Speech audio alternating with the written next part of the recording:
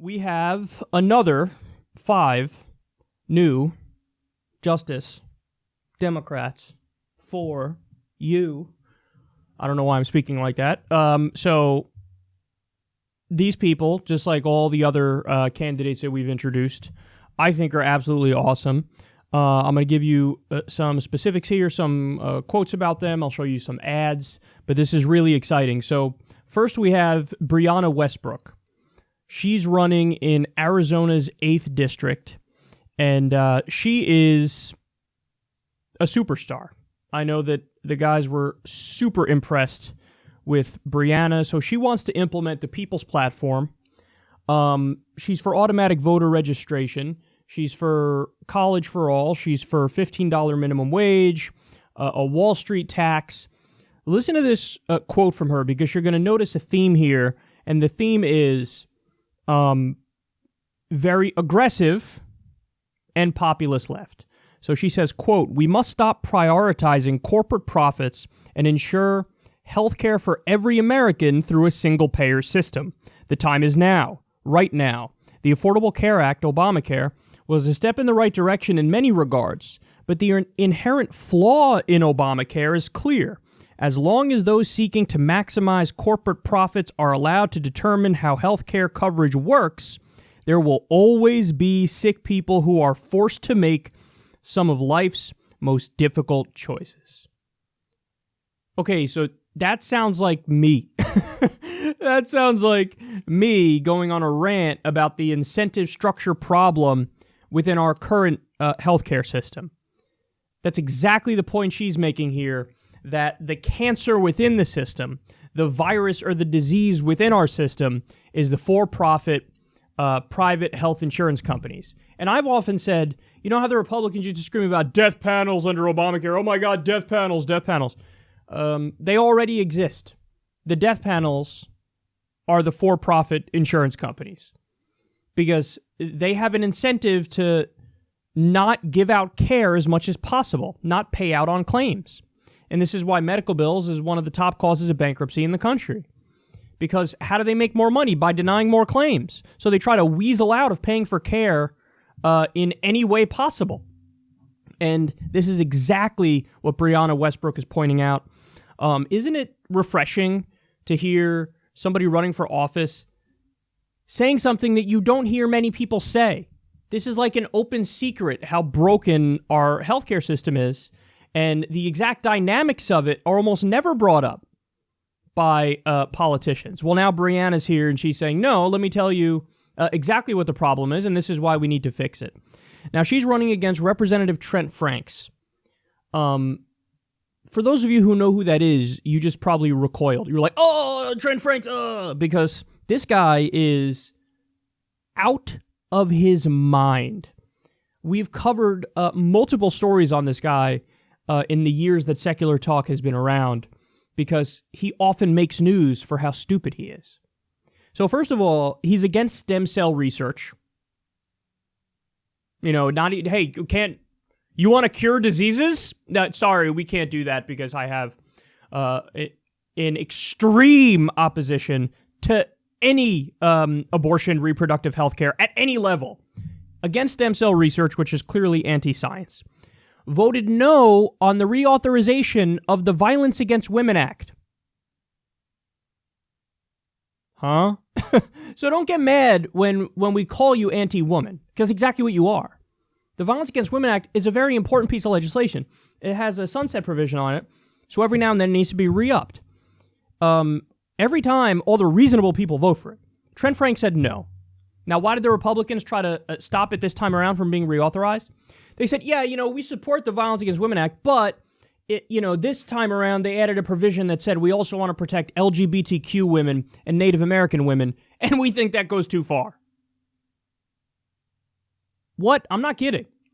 Very important piece of legislation. Sets up a domestic abuse hotline, so when something like that's happening, oh my God, I need help, you call it.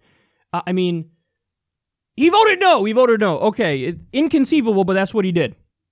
He also voted for the Patriot Act. Say bye-bye to your constitutional rights. He supports a constitutional amendment to ban gay marriage. He's not just a standard douchebag Republican on the issue of gay rights. He wants to go above and beyond and put it in the Constitution that we can never have gay marriage. He voted to ban the EPA from regulating greenhouse gases.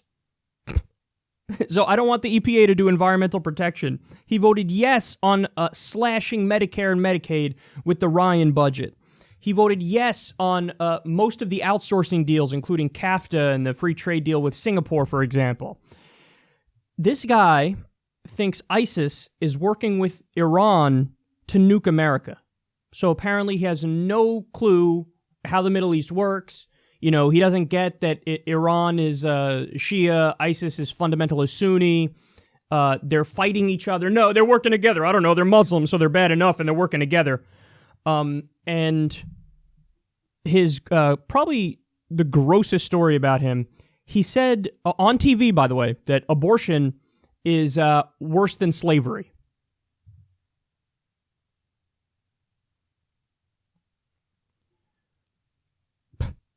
So anyway, it goes without saying, Breanna needs to destroy this lunatic.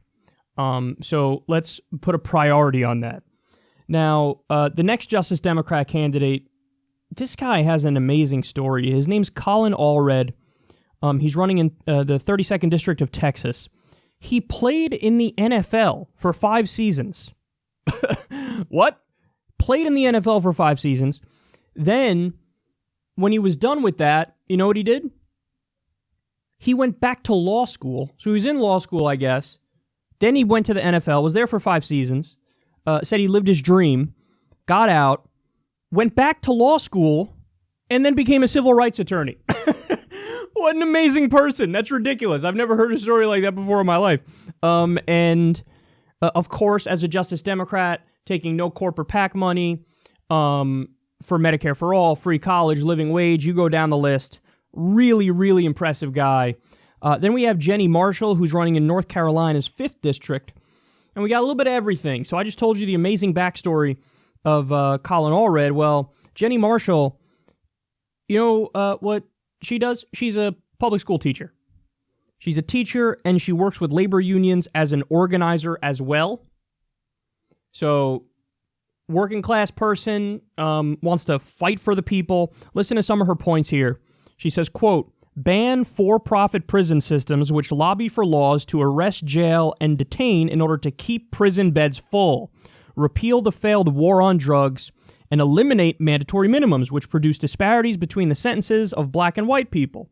Ban fracking and eliminate the EPA fracking loophole for oil and gas companies.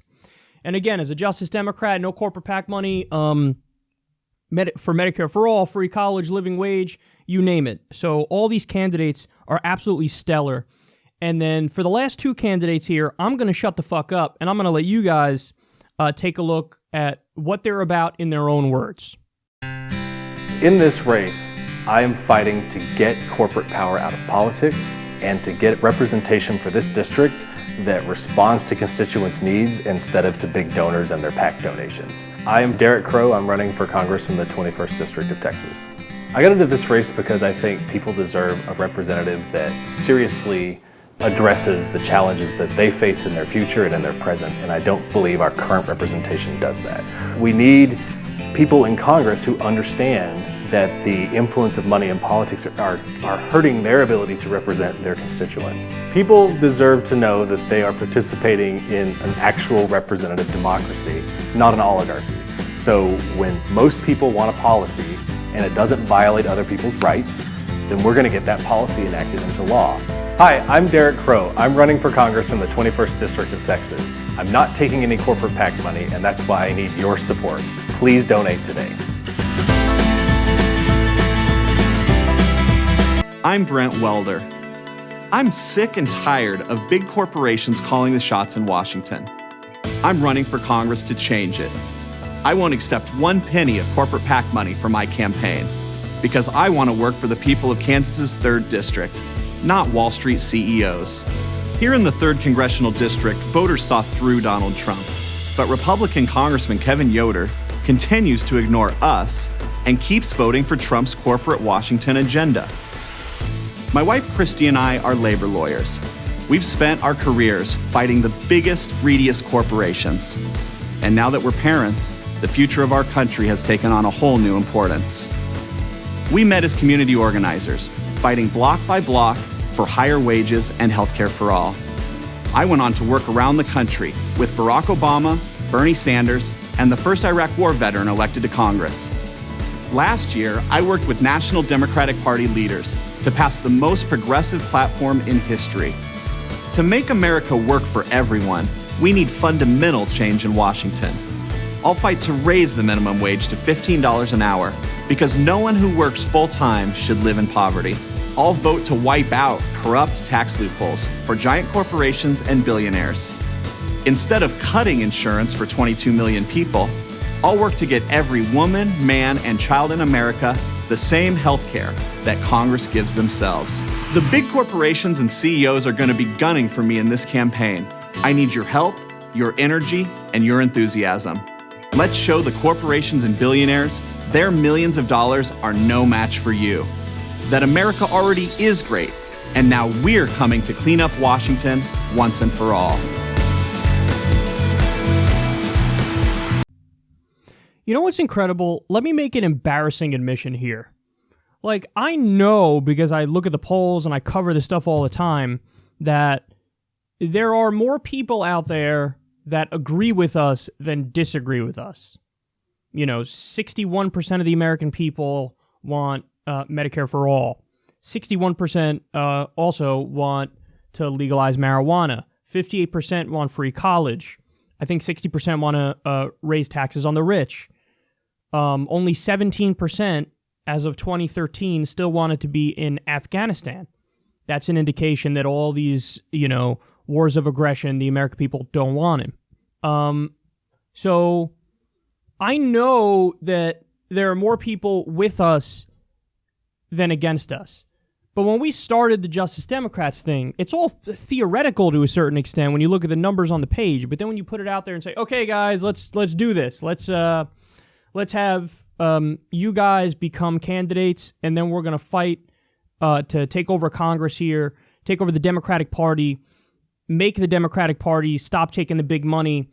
Let's have Bernie Sanders-style politicians elected. When you say it, it's one thing. When you see it in action, it's another thing. And you go, holy fuck, there are so many people out there who would make amazing politicians because they actually care. They care about the people.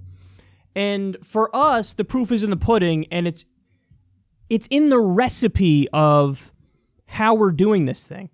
So when we say no corporate PAC money, and when we say, listen, we don't want big donor money, we want small dollar donations from regular people, from a lot of them, so that we can stay competitive, but we want to make it so that people are guaranteed to be beholden to the people they're supposed to represent.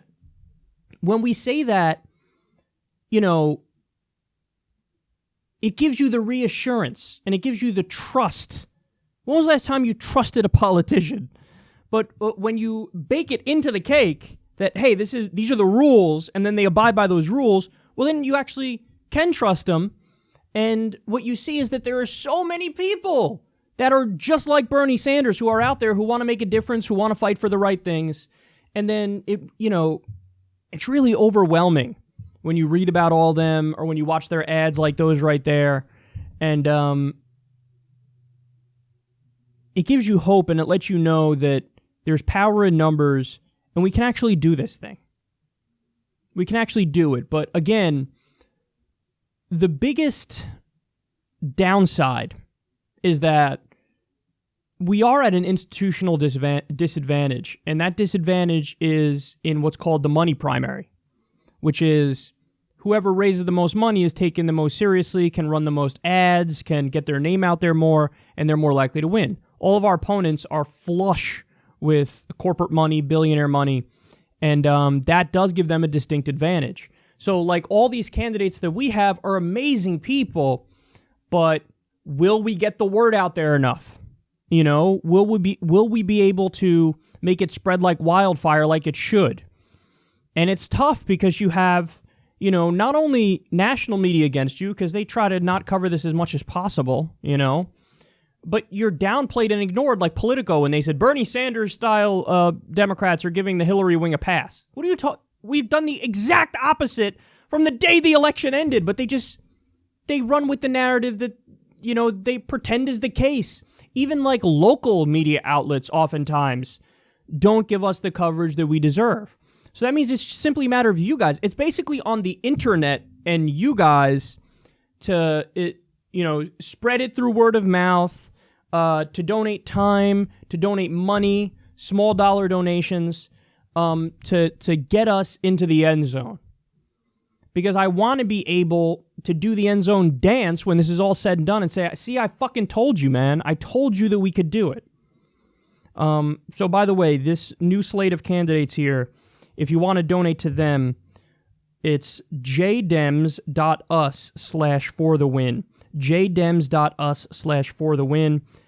They had a goal. I think the goal was 15,000 or 17,000 or so in 24 hours, which in the context of these races, they're just getting started there. But it's the least we could do. We're trying to help them out as much as possible. They're amazing candidates. And bottom line is the revolution's here. It's happening right now. So it's just a matter of, are we gonna follow through? Are we gonna follow through? And we're out to prove something. We're out to prove that the uncorrupted populist left always beats the right. And we're out to prove that when you make the Democratic Party what it's supposed to be all along, they can win. And like I said a million times, we have more allies outside the party than inside the party. But that's okay, because we're doing a hostile takeover of the party, and we understand that there are independents who agree with us on policy but want to stay outside the party. By all means, we're still your ally. If you're in the Green Party, if you're in Democratic Socialist, if you're however you want to try to fix the system and get the proper policies implemented, like Medicare for all, living wage, so on and so forth, we're with you. But the wheels are in motion. Okay, so now we need you more than ever. I'll say it one more time, jdems.us/forthewin. These people are amazing. And it would be, how great will it feel if we win these races? I want to have that feeling. I want you to have that feeling with me. So let's go do it.